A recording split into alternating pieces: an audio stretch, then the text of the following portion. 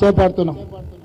ఖచ్చితంగా వైఎస్ రాజశేఖర రెడ్డి గారి ఆశయం ఆలోచన ఏదైతే ఉన్నదో రాహుల్ గాంధీ గారిని ప్రధానమంత్రిని చేస్తేనే పేదలకు సంక్షేమం అందుతుంది, ఈ దేశం అభివృద్ధి చెందుతుంది, ఈ దేశంలో ఉన్న నిరుద్యోగ యువతి యువకులకు ఉద్యోగ ఉపాధి అవకాశాలు వస్తాయని ఏదైతే ఉన్నదో ఆ స్ఫూర్తితోని మనందరం కలిసికట్టుగా పనిచేసి రాహుల్ గాంధీ గారిని దేశ ప్రధానమంత్రిగా చేసే బాధ్యత రాజశేఖర రెడ్డి గారు 75వ జన్మదిన సందర్భంగా మనందరం కూడా ఈ రోజు ప్రతిజ్ఞ పూనాల్సిన అవసరం ఉన్నది.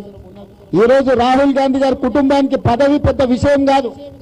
వాళ్ళ ముత్తాత పండిత్ జవహర్లాల్ నెహ్రూ గారు ప్రధానమంత్రిగా చేసింది, వాళ్ళ నాయనమ్మ ప్రధానమంత్రిగా చేసింది, వాళ్ళ తండ్రి రాజీవ్ గాంధీ గారు ప్రధానమంత్రిగా చేశారు, వాళ్ళ తల్లి 2 సార్లు ప్రధానమంత్రి అవకాశం వచ్చినా వదులుకొని మేధావి అయిన మన్మోహన్ సింగ్ గారిని ప్రధానమంత్రిని చేసింది. రాహుల్ గాంధీ గారు కూడా అనుకుని ఉంటే 2004 నుంచి 2014 లోపల ఈ దేశానికి ప్రధానమంత్రి అయి ఉండేవాడు. కానీ ఈనాడు చారిత్రాత్మకమైన అవసరం ఉన్నది.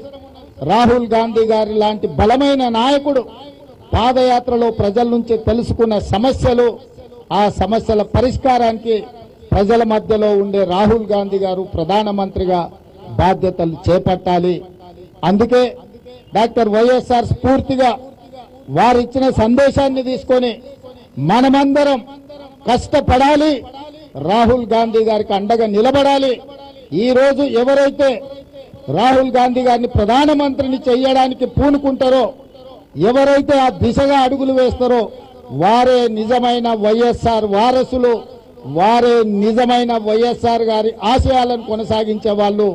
అట్లా కాకుండా ఆ విధానానికి వ్యతిరేకంగా ఎవరు ప్రయత్నం చేసినా వారు వైఎస్ఆర్ వ్యతిరేకులే అని చెప్పి మనం భావించవలసిన అవసరం ఉన్నది.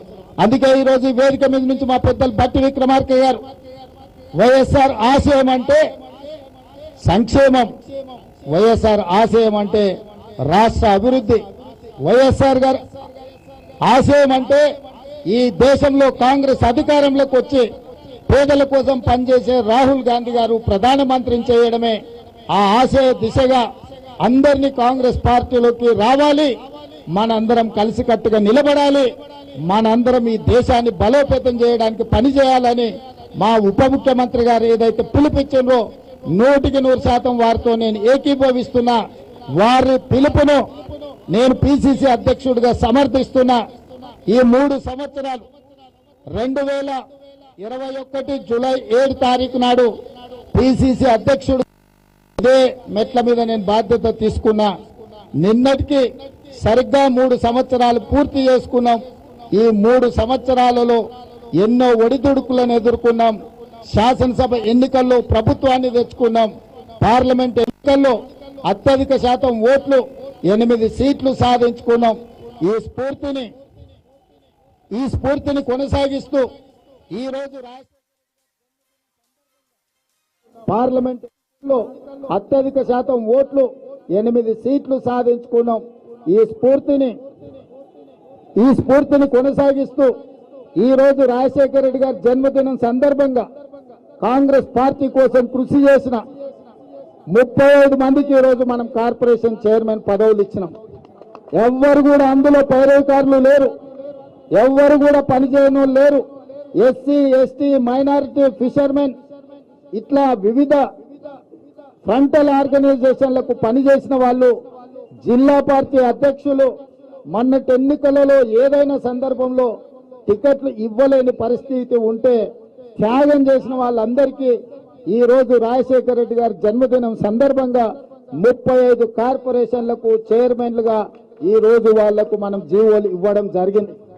అంటే కష్టపడ్డ కార్యకర్తను కాపాడుకోవాలన్న ఆలోచన, హక్కును చేర్చుకొని అధికారంలో వాళ్ళని భాగస్వాములను చేయాలన్న ఆలోచన, స్ఫూర్తి వైఎస్ఆర్ నుంచి పొందిందే. ఆ స్ఫూర్తిలో భాగంగా ఈ రోజు పార్టీ కార్యకర్తలు కార్పొరేషన్ చైర్మన్లు అయినరు. ఈ వేదిక మీద నుంచి రాజశేఖర రెడ్డి గారి స్ఫూర్తిగా కార్యకర్తలకు నాది ఒకే మాట, మీ కార్యకర్తలను కాపాడుకున్నప్పుడే ఈ పార్టీ బలంగా ఉంటుంది, ఈ పార్టీ అధికారంలో ఉంటుంది. ఈ పార్టీ కార్యకర్తలను కాపాడుకునే విధంగా ముందుకెళ్తామని తెలియజేస్తూ పాదయాత్రనే ఆనాడు వైఎస్ఆర్ గారి పాదయాత్ర 2004లో కాంగ్రెస్ ను రాష్ట్రంలో కేంద్రంలో అధికారంలోకి తీసుకొస్తే